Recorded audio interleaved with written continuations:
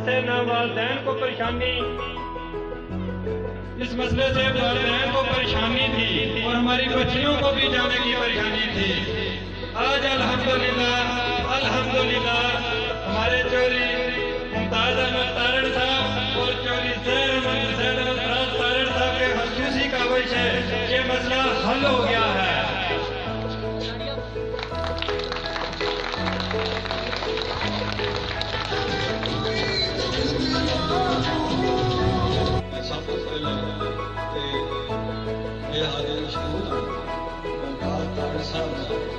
मेरे को लफ्ज नहीं कि इस साढ़े पेड़ के जिन्ने उन्हें किसान कितने मेंबर और भी बनते हैं, सबका यही फर्ज होता है।